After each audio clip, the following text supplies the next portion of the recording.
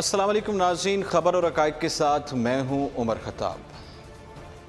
जमानत पर रिहाई के बाद शहबाज शरीफ की सब जेल मिनिस्टर कॉलोनी से लाहौर रवानगी के हवाले से बात करें। कौमी असम्बली में कायद हिज़्ब इख्तिलाफ शहबाज शरीफ आशियाना हाउसिंग स्कीम और रमज़ान शुगर मिल्स मुकदमात में लाहौर हाई कोर्ट से जमानत के बाद आज लाहौर रवाना। मिनिस्टर कॉलोनी में उनके रहायशगाह का सब जेल का दर्जा ख़त्म होगा। शहबाज शरीफ सब जेल से रिहाई के बाद लाहौर के लिए रवाना हो जाएंगे। शहबाज शरीफ का ज़ाती सिक्योरिटी स्टाफ लाहौर से मिनिस्टर कॉलोनी पहुंच गया है, जबकि सब जेल हुकाम को शहबाज शरीफ की ज़मानत पर रिहाई के लिए अदालती रोबकार का इंतज़ार था, जबकि वो मिनिस्टर कॉलोनी सब जेल से रायविंड जाएंगे और अपनी वालिदा से मुलाकात करेंगे। ज़राए ने बताया है कि शहबाज शरीफ लाहौर पहुंचने के बाद पहले अपनी वालिदा से मुलाकात करेंगे। वो कोट लखपत जेल में कैद साबिक वज़ीर आज़म नवाज शरीफ से भी मुलाकात करेंगे। ज़राए ने बताया कि शहबाज शरीफ पार्टी रहनुमाओं और पंजाब असम्बली में मुस्लिम लीग नून की पार्लिमानी पार्टी से भी पार्टी अमूर पर मुशावरत करेंगे। गुज़श्ता रोज़ लाहौर हाई कोर्ट ने आशियाना हाउसिंग स्कीम और रमज़ान शुगर मिल्स में साबिक वज़ीर आला पंजाब शहबाज शरीफ की ज़मानत मंजूर करते हुए उन्हें फ़ौरन रिहा करने का हुक्म दिया था। हाई कोर्ट के जस्टिस मलिक शहजाद और जस्टिस मिर्ज़ा वकास पर मुश्तमिल बेंच ने मुस्लिम लीग नून के सदर शहबाज शरीफ को रमज़ान शुगर मिल्स आशियाना स्कैंडल में 10-10 करोड़ मुचलकों के एवज जमानत पर रिहाई की मंजूरी दी थी। इस पर बात करने के लिए अभी हमें ज्वाइन किया है कर्नल रिटायर्ड असद महबूब साहब ने, जो कि सीनियर तज्ज़ियाकार हैं। अस्सलाम वालेकुम सर। वालेकुम सलाम। कैसे उमर, खैरियत हैं? अल्हम्दुलिल्लाह सर, कैसे हैं आप? अल्लाह का शुक्र, बिल्कुल खैरियत है। सर, शहबाज शरीफ साहब की ज़मानत और उसके बाद रिहाई और वो लाहौर पहुँचेंगे और मुख्तलिफ मुलाकातें करेंगे, पार्टी के हवाले से भी पेशरफ्त और नवाज शरीफ साहब से भी वो मुलाकात कर सकते हैं, तो क्या उनकी रिहाई रंग लाएगी कुछ?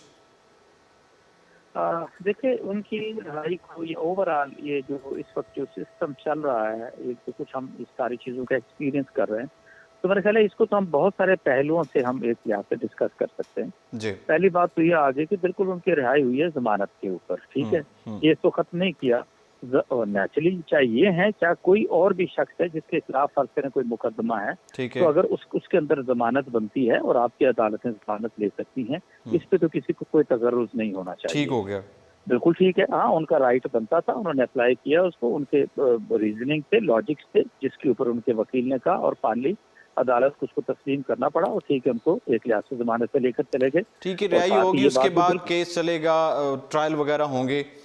जी तो बिल्कुल वो है। जी। अब अगली चीज ये आती है कि हम ये सवाल जरूर, मुझे अच्छी तरह याद है जब चेयरमैन नायब ने टेक ओवर किया था एज चेयरमैन नायब, तो ये हमने सवाल किया था जी, हम देखेंगे कि वो अपने टेन्योर के अंदर नायब को किस तरीके से लेके चलते हैं, ठीक है, उनकी परफॉर्मेंस क्या होती है, किस तरह ये लोगों को पकड़ते हैं, उनसे पैसे रिकवर करते हैं, पाकिस्तान के कौमी खजाने के अंदर लूटी हुई दौलत जमा कराती है। आज मैं 1.5-2 साल पहले की बात कर रहा हूँ, जब से जस्टिस जावेद इकबाल ने ये मतलब टेक ओवर किया। अच्छा, अब इन पूरा आप थोड़ा सा अगर इसको पीछे जाके देखें, पिछले 1.5 साल के अंदर जब से नेशनली इन्होंने चेयरमैन ने हर चीज को टेक ओवर किया जी, मुझे तो मैं कभी कभी बड़ा मैं अपसेट, और ये खुद आप देखा जाए तो खुद एक लिहाज से जस्टिस रहे हैं और उनको भी पता है कि उनका जो प्रोसिक्यूशन सिस्टम है, ये उससे पहले जो इन्वेस्टिगेशन हो रही है उसके अंदर ये मैं नहीं, एक आम पाकिस्तानी भी है, उसको बड़ी सीरियस ऑब्जर्वेशन हैं कि बहुत सारी खामियां आपके नैब के अपने सिस्टम के अंदर है। And why it is so, because ये वो टाइम था कि जब कुछ लोग कमरुज़्ज़मान चौधरी के दौर में भर्ती किए गए थे नैब के अंदर इन्वेस्टिगेटर के तौर के ऊपर, और कुछ लोग वो थे जो उससे पहले मैं समझता हूँ कि वो भर्ती किए गए थे। अच्छा, ये सारे तो वो लोग थे, नो आई कैन से, कि जिनका ताल्लुक से जैसा भी था, या वो उस क्लास के अंदर आते थे कि जिनके पीछे पीपल्स पार्टी और नून लीग का हाथ था। ये बिल्कुल मैं सीरियसली आपसे बात कर रहा हूँ। ठीक है। तो अगर ये नैब ने इसी जगह ना है उमर साहब, और ऐसी सारा सिलसिला होना है कि आपने लोगों को पकड़ना है, 120 दिन तक आपने बंद रखना है, चीज कोई निकलनी नहीं है, तो भाई ये सारे का सारा क्यों हम ये कर रहे हैं? आप ये लोगों की एक्सपेक्टेशंस को उनकी होप सर, इसी वाले से मरियम औरंगजेब ने भी बयान दिया, मुख्तलिफ बयानात सामने आए मुस्लिम लीग नून की तरफ से कि शहबाज शरीफ साहब के हवाले से एक पाई की भी करप्शन साबित नहीं हुई और जो चोर की सियासत करते थे वो किधर हैं अब? जी उमर, एक ये बात भी है, दूसरे एक और पहलू से भी मैं कहना चाहूँगा। हमारा चाहे कुछ भी कह लें, इस वक्त जो जुडिशल सिस्टम पूरे मुल्क के अंदर चल रहा है, आप ये कह सकते हैं ना कि ये मे भी 100-150 साल पीछे तक का तो सारी चीज़ों को कवर करता था। चीज़ें बड़ी एडवांस, जराइम बड़े एडवांस, कॉलर जो वाइट कॉलर क्राइम्स हैं उसके अंदर इंतहाई जिद्दत आ गई है, इंतहाई सूरत और तेजी के साथ ही अपना काम करते हैं, निशान भी पीछे नहीं छोड़ते। और फिर जो हमारा अपना अदालती सिस्टम है, ठीक है, आप इन्वेस्टिगेशन की मैंने बात की, आपके प्रोसिक्यूटर की बात की है, प्रोसिक्यूशन किस तरीके से आप लेके आगे चलते हैं। तो दूसरी तरफ व्हाइट कॉलर क्राइम को के माफिया है पूरे का पूरा, और जिन्होंने सही मानों में इस पाकिस्तान को दोनों हाथों से लूटा है, उन्होंने तो वो वकला खड़े किए हैं जो कि 8-8, 10-10, 12-12 करोड़ फीस ले रहे हैं। अब दूसरी तरफ देखें खन्ना साहब, ठीक है, ये बात तो एक अलग है इस हवाले से, लेकिन जो नवाज शरीफ साहब हैं उनको भी दोबारा से जना अस्पताल मुंतकिल कर दिया गया है। और शहबाज शरीफ के हवाले से हम बात कर रहे थे कि उनकी रिहाई रंग क्या लेकर आएगी, और रिहाई के बाद जो मुस्लिम लीग नून है उसका मौक़िफ़ क्या होगा, उनकी पोजीशन क्या होगी, ऐवान में पोजीशन ख़ास तौर पर, क्योंकि पब्लिक अकाउंट कमेटी के चेयरमैन जो हैं वो भी शहबाज शरीफ साहब हैं। देखिए, एक चीज मैं आपसे बताऊं, जो इन्होंने एक तो शोर मचाया हुआ था कि इनके साथ वो विक्टिमाइजेशन हो रही है, सियासी इंतकाम का निशाना बनाया जा रहा है। मेरा ख्याल है वो अदालतों ने जिस तरीके से मेरिट के ऊपर सारी चीजों को लिया, इसी के साथ नैब ने जिस तरीके से काम किया, मेरा ख्याल है ये तो क्लियर हो गया कि उनका वो बयानिया तो उसके अंदर कोई जान नहीं रह गई है लिहाज से। दूसरी चीज ये है, आप चाहे पंजाब के अंदर देख लें, सेंटर के अंदर देख लें, पीटीआई की हुकूमत है, सर्टली उनके ऊपर बिल्कुल प्रेशर से लिहाज से आएगा, क्योंकि अपनी ये पॉलिटिकल एक्टिविटीज तो ये जारी रखेंगे। और आप एक तो और चीज भी जरूर है, इसको मानने वाली बात है, ठीक है, कि इसके हुकूमत जैसी भी है, लेकिन ये जो नून लीग उसके लोगों को ना ये तोड़ सके हैं, अब से कि ना और सारे के सारे लोग मौजूद हैं। वाई? बिकॉज ये सिस्टम इस तरह का था, वो बेनिफिशरी सारे के सारे वो इन्हीं के साथ ही इनका सर्वाइवल बनता था।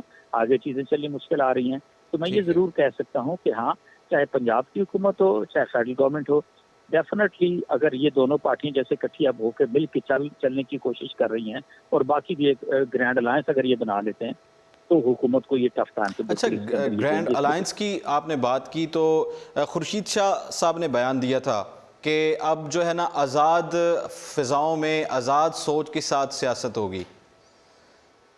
इनकी रिहाई की जब खबर आई थी उसके बाद उन्होंने ये बयान दिया था। हाँ, वो तो ठीक है। देखिए, खुर्शीद शाह ने तो बयान देना है, वाई? बिकॉज एक तो मेरा ख्याल है सारे पाकिस्तान को क्लियर हो गया कि ये दोनों पार्टियां ये चोर सिपाही का गेम खेलती रही, पीपल्स पार्टी और नून लीग, तो बट अंदर से ये दोनों पार्टी तो एक हैं। थोड़ा सा आप पीछे चले जाएं, मैं ये जरूर कहना चाहूंगा कि जिस तरीके से पीपल्स पार्टी की जो मोहतरमा बेनज़ीर भुट्टो और उनकी जो वालदा साहिबा थी, तो जिस तरीके की मजमूम मुहिम, तशहीरी मुहिम, और जिस तरीके से हेलीकॉप्टर का इस्तेमाल किया गया, और जिस तरह के वो खराब किस्म के जो है वो पोस्टर्स जो है वो बना के जब लोगों के ऊपर फेंके गए थे, तो मुझे तो बड़ी हैरानी होती है जब मैं पीपल्स पार्टी को नून लीग के साथ शेर शुक्र देखता हूँ। ये ऐसा नहीं होता कि आपके पार्टी कायदीन के ऊपर इतने इल्जाम लगाए जाएं, और इसके बावजूद क्योंकि सियासी मफादात हैं, आपका अपना जो बाजू है वो एक लिहाज से बेलने में नजर आ रहा है, तो आप कह रहे हैं कि नहीं, किसी तरीके से अब इनके साथ चलो कंप्रोमाइज कर लो। तो ये तो बेसिकली कंप्रोमाइज की सियासत इस वक्त पूरे पाकिस्तान के अंदर कंप्रोमाइज की सियासत है। मतलब पार्टीज जो है अपोजिशन में के हवाले से आपने बात की, तो हम मकबूजा कश्मीर के हवाले से बात करें। कल जो धमाका हुआ और उसकी जिम्मेदारी पाकिस्तान पर लगा दी गई, भारत ने अपना रवैया कायम रखा हमेशा की तरह, जो उनकी रिवायत है, जैसे कि सऊदी वली अहद पाकिस्तान आ रहे हैं, पाकिस्तान के हालात बदल चुके हैं। जैसे ये इमरान खान साहब की हुकूमत आई तो उसके बाद हालात कुछ और हैं, पहले की तरह नहीं हैं। तो तमाम मुल्कों को एक अमन का पैगाम दिया गया वज़ीर आज़म की तरफ से, तो उसके बावजूद इस तरह का रवैया भारत की तरफ से, मकासद क्या है भारत के? देखिए, पहली बात तो ये है कि जो कुछ कल हुआ वो तो एक बेसिकली, इसको मैं स्टेट पे आई थी कि as a false flag operation की बात करता हूँ मैं। वाई? बिकॉज मैं पिछले, हकीकत आप मानेंगे कि मैं कई हफ्तों से सोच रहा था कि हिंदुस्तान को बिल्कुल एक साइड पे आपने लगा दिया। वो अफगानिस्तान के अंदर दंदनाता फिर रहा था, रशिया के अंदर भी ऐसे घूमता था, अमेरिका तो बिल्कुल एक लिहाज से वो खुद उसका बगल बच्चा बना हुआ था।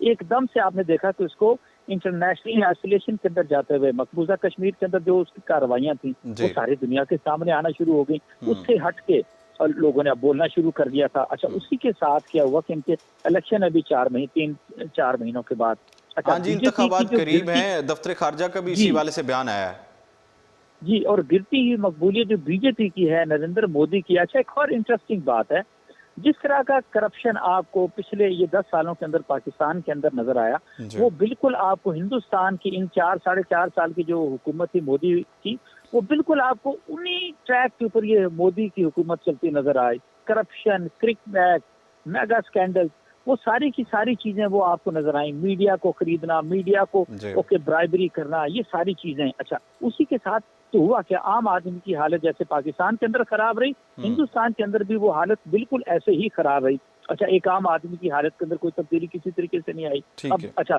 आपको याद होगा 2 महीने पहले इनकी कुछ रियासतों के इंतखाबात हुए, उनके अंदर इसको बीजेपी को बुरी तरह शिकस्त हुई। No, that was written actually on wall कि जी आगे इलेक्शन आएंगे, उसके अंदर बीजेपी को किसी तरह की कोई अक्सरियत नहीं मिल सकती। अच्छा सर, वक्त को मद्देनजर रखते हुए आखिरी सवाल आपसे करूंगा कि करतारपुर जो राहदारी है वो पाकिस्तान की तरफ से एक बहुत बड़ा कदम था और उन्होंने अमन के हवाले से पैगाम दिया, उसके बावजूद फिर ये इस तरह के बयान और इस तरह का जो हठधर्मी है वो नज़र आ रही है। तो इस हवाले से आप क्या समझते हैं कि पाकिस्तान को अब कोई पॉलिसी के हवाले से, जो फॉरेन पॉलिसी है ख़ास तौर पर भारत के हवाले से, कश्मीर के हवाले से, उसमें कुछ तब्दीली की ज़रूरत है? उमर खताब सर, मैं स्ट्रेट आपसे बात करूं कि हिंदुस्तान के अंदर इस वक्त आप हिंदू इंतहा पसंदों की हुकूमत है। बिल्कुल एक्सट्रीमिस्ट लोग हैं जो इस मुल्क को, हिंदुस्तान को चला रहे हैं, और हिंदुस्तान का जो कभी सेकुलर चेहरा होता था इसको मुकम्मल तौर पे इन्होंने मस्क कर दिया हुआ है। अगर इसको लिंक करें थोड़ा सा सिखों के साथ भी, तो सिखों को तो वो पनिश करना चाहते हैं। और आप मुझे ये बताइए, आपने जो ओवरऑल आप महसूस करते थे कि मेरे 15-16 करोड़ सिख मौजूद हैं हिंदुस्तान के अंदर, आप उनको फैसिलिटेट करना चाह रहे थे। वो 3 किलोमीटर दूर खड़े होके उस जगह का, अगर वो आप कह सकते हैं कि नजारा या दर्शन करते थे, ये इबादत करते थे, हमने कहा जी नहीं, आप आए, हम आपको हर तरह की फैसिलिटीज प्रोवाइड करते हैं। और अगर हिंदुस्तान ये करता है तो मैं ये जरूर आपसे कहूंगा, मेरा ख्याल है वही नेगेटिव फुटिंग के ऊपर जाएंगी, क्योंकि ये जो एक्शन पाकिस्तान का था उसको पूरी जो बैनुल-अक़वामी बरादरी है उसने सराहा था, उसको एक्सेप्ट किया था कि हाँ, ये पाकिस्तान का बड़ा पॉजिटिव अमल है। और अभी भी मैं आपसे बताऊं, पाकिस्तान हर स्टेज के ऊपर उनसे डिस्कशन के अंदर जाना चाहता है, बातचीत करना चाहता है, हर चीज के ऊपर, चाहे कुछ भी आप कर लें। और हिंदुस्तान, जब बात वही होती है कि किसानी बिल्ली खंबा नोचे वाली बात है, जब उनके अपने इतने ढेर सारे फ्लॉज हैं, वो कैसे आपकी आंखों में आंखें डाल के बात कर सकते हैं? वो आपका पानी रोकने की कोशिश करते हैं, वो आपके अंदर दहशतगर्दी कराते हैं, कलबोशी यादव को भेज देते हैं। अच्छा, अफगानिस्तान की सरजमीन को पाकिस्तान के खिलाफ इस्तेमाल करते हैं। तो आखिरी मैं जुमला कहूंगा, चाइना के अमेठी के ऊपर जो कौंसल जनरल था कराची के अंदर, उसके अंदर जो अटैक हुआ, अब तो सारा साबित हो गया कि वो हिंदुस्तान था उसके पीछे। ये सारी चीजें हमें सबके सामने उमर जब तक नहीं लेकर आएंगे, ये इसी तरह हिंदुस्तान जो वो ढोल बजाता रहेगा। ठीक है सर, बहुत शुक्रिया। कर्नल रिटायर्ड असद महमूद तजज़ियाकार हमारे साथ मौजूद थे और उन्होंने भारत का जो मकरूह चेहरा है वो हमारे सामने रखा है और सारी चीज़ें उन्होंने खुलकर बताई हैं। वाज़िह है कि पुलवामा में धमाका के बाद नई दिल्ली में पाकिस्तानी हाई कमीशन की सिक्योरिटी सख्त कर दी गई थी। गुज़श्ता रोज़ मकबूजा कश्मीर के इलाके पुलवामा में धमाके में 44 भारतीय फौजी हलाक और मुतअद्दिद जख्मी हो गए थे, जिसके बाद भारतीय हुकूमत और ज़राए इब्लाग ने बगैर किसी सबूत के पाकिस्तान पर इल्ज़ामात लगाने का सिलसिला शुरू कर दिया था। अब बात करें आमदन से ज़ायद असासे केस में PTI रहनुमा अलीम खान के हवाले से जिस्मानी रिमांड में 10 रोज़ की तोसी कर दी गई है।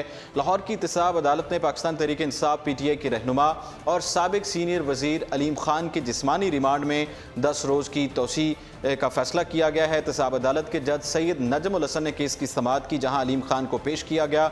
दौरान समाअत अदालत की जानिब से इस्तफसार किया गया कि 9 रोज़ की तफ्तीश में क्या किया, जिस पर नैब प्रोसिक्यूटर ने रिपोर्ट अदालत में पेश की। नैब के वकील ने अदालत को बताया कि अलीम खान 2000 में कोऑपरेटिव सोसाइटी के सेक्रेटरी बने, 2003 में MPA मुंतखब हुए और 2007 तक वजीर रहे। वकील ने अदालत को बताया कि बरतानिया, दुबई और पाकिस्तान में अलीम खान ने बेशतर कंपनियां बनाई। इस पर अदालत ने इस्तफसार किया कि क्या तमाम कंपनीज जो हैं वो जाहिर हैं, डिक्लेयर हैं। इस पर नैब के वकील की जानिब से जवाब दिया गया कि कंपनीज में सरमायाकारी की तफसीलात अलीम खान के पास नहीं है। अलीम खान के असासों की मालियत 15 से 20 अरब तक पहुँच चुकी है।